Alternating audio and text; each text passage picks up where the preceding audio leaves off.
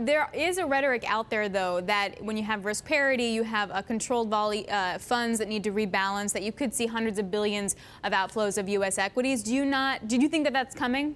Well, I think, look, investors are overweight U.S. assets, right? My whole thesis this year is I want to go outside the U.S., and I want to go particularly to some of the peripheral markets. You mentioned the peripheral debt markets doing well. I'm really keen on some of those equity markets.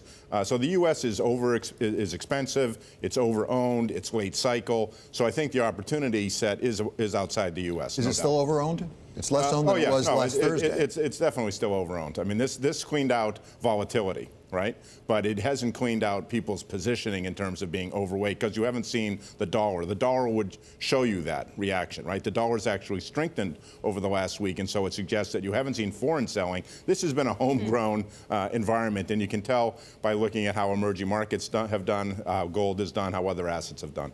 And to that point, you can look at, in terms of volatility, come inside the Bloombergs, you got the VIX, you got the MOVE, you got FX vol. So the blue line is Treasury volatility, and the yellow line is FX volatility. Obviously, the white line is volatility for equities. Right. Much higher, hasn't really spread to other asset classes. So what do you like outside the U.S. on this? Well, I like equities in particular, and I like what I call my go south strategy. And I want to go south to the countries that have lagged this bull market since 2009, and that's pretty much everywhere outside of the U.S. But then within Europe, within Asia, within the Americas, the southern tier of each region has underperformed their own regional plays. I'll give you an illustration. Greece, Spain, Portugal combined up 20% in dollar terms since 2009. 20%.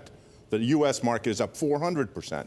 If you look at ASEAN in Southeast Asia, also up roughly 20%. If you look at Latin America, up about 100% versus the U.S. up 400%. So I think these are the countries and the economies that are leveraged to a continuation of the global growth recovery because they have more room to recover, right? So you have a leveraged laggard, which I think is the best opportunity in the world. And so, yes, I buy the dip, buying Italy and Greece on Monday, ASEAN on Friday a little bit. And I think those markets, like every market, was extended going into this. They've all had moves up in the last month or two.